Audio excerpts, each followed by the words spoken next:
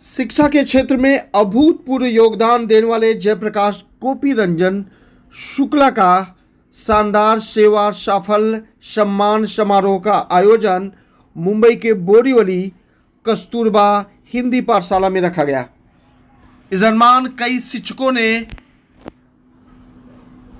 अपने मुखार बिंदु से जयप्रकाश शुक्ला जी के बारे में कई वह बातें अवगत कराई जो शायद कोई जानता हो।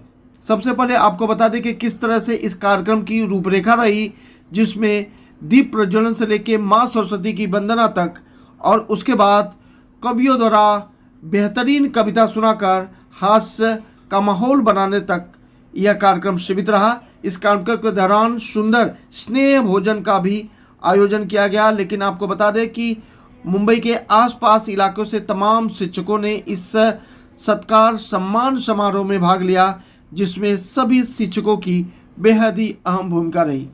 आपको बता दें कि कई शिक्षकों ने बताया कि किस तरह से जयप्रकाश शुक्ल ने अपने प्राध्यापक के दौरान, अपनी शिक्षा के दौरान लोगों को किस तरह से वह मदद करते रहे, किस तरह से लोगों का हाथ बढ़ाते रहे।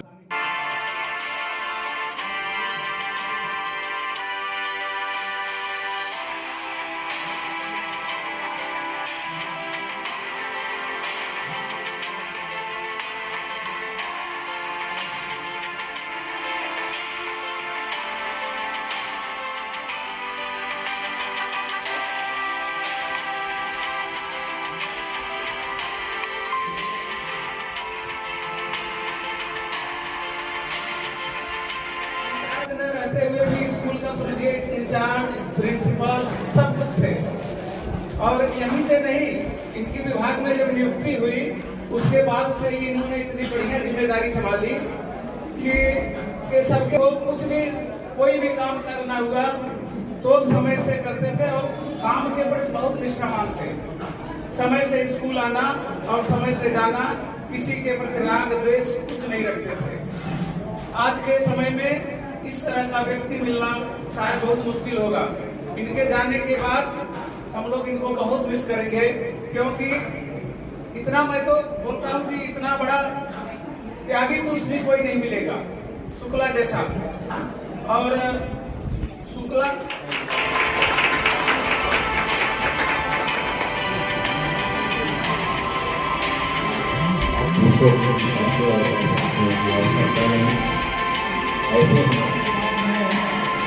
आप लोगों की बहुत ही बताने की जरूरत नहीं है कि पच्चीस महानगर पालिका में विद्वान शिल्पों पर नाम दिया ग्राम में और सरकार ने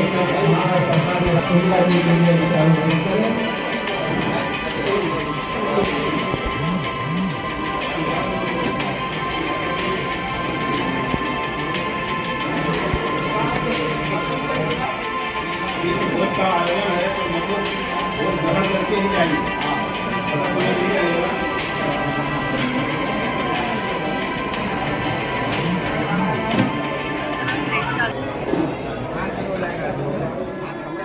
जिंदगी एक सफर है सुहाना, यहाँ कल क्या हो किसने जाना। शुक्ला सर के लिए ये गाना था क्योंकि शुक्ला सर हमेशा हंसते रहते हैं। हाँ, एकदम हंसमुख। और एक लास्ट सॉन्ग, चलते चलते मेरे ये गीत याद रखना, कभी अलविदा ना कहना। शुक्ला सर सुन रहे हैं ना? अलविदा ना कहना, चलते चलते मेरे ये गीत याद रखना, कभी अलविदा ना कहना।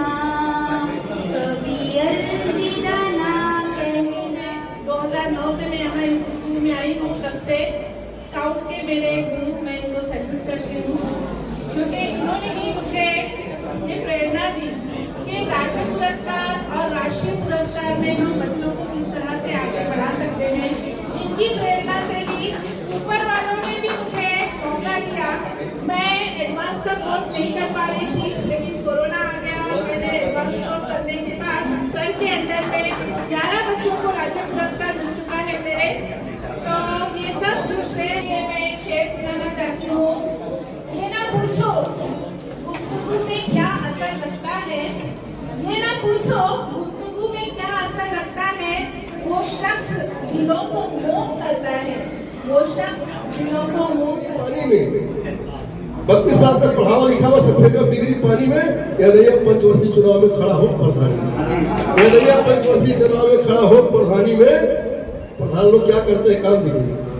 सबसे छोटी राजनीति दो ही पड़ोसी जब लड़ गई है, पंचायत बदे हमें बुलाई है, उन्हें और हम मोड़ ही लई भाई और रोई रोई का था समझेंगे मुना हुई का पक्ष लगे भाई जे रहे चढ़ी जवानी में, यादैया पंचवर्षीय चुनाव में खड़ा हो प्रधानी में, यादैया पंचवर्षीय चुनाव। ऐसा नहीं होगा कि खाना ठंडा हो जाए और आपका दिमाग गर्म हो जाए, ऐसा कुछ नहीं होना चाहिए। हम लोग टीचर हैं, हम लोग शिक्षक हैं, हम लोग बच्चों से जुड़े हुए हैं। आइए आइए प्लीज।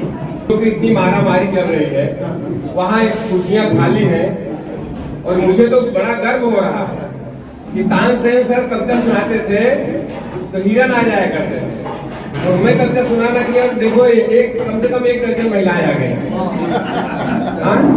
तो आंसू को मुस्कान बनाते हैं भगवान, मुस्काना आसान बनाते हैं भगवान, जात धर्म ना छुआछूत का चक्कर हो, ऐसा हिंदुस्तान बनाते हैं भगवान। हम हास्य के कवि हैं, बिना तालियों के हमारा कुछ चलता नहीं। अगर अच्छा लगे तो ताली वाली बजाएंगे तो मैं जल्दी बैठ जाऊंगा, जब तक आपको अच्छा नहीं लगेगा तब तक मैं सुनाता रहूंगा।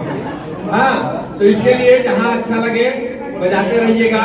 सबसे बड़ी बात यह है कि शुक्ला जी का बेटा इतने ऊंचे गया है अपनी मेहनत के बल पर, इतनी कर्मठता से। 2 पंक्तियां उसके लिए, बेटा बाहर होगा, अपनी जिम्मेदारियों को देख रहा होगा कि जिंदगी का इम्तिहान आसान नहीं होता है। शुक्ला जी हमारे साथ पढ़ाते थे, मैं देखता था इनकी लगन, अपने बच्चे को आगे ले जाने की ललक और समर्पण मैं देख रहा था। 2 पंक्तियां अगर इन पर सटीक बैठता हो तो आप ताली बजाइएगा, मगर एक भी ताली नहीं बजाइएगा अगर सटीक न हो। तो जिंदगी का इम्तिहान आसान नहीं होता है, बिना संघर्ष के कोई महान नहीं होता है। जब तक हथौड़े की मार नहीं खाता तब तक ये पत्थर भी भगवान नहीं होता। के समय पर भी चेहरे पर लाली है, इसका मतलब है कि इनके घर में खुशहाली है।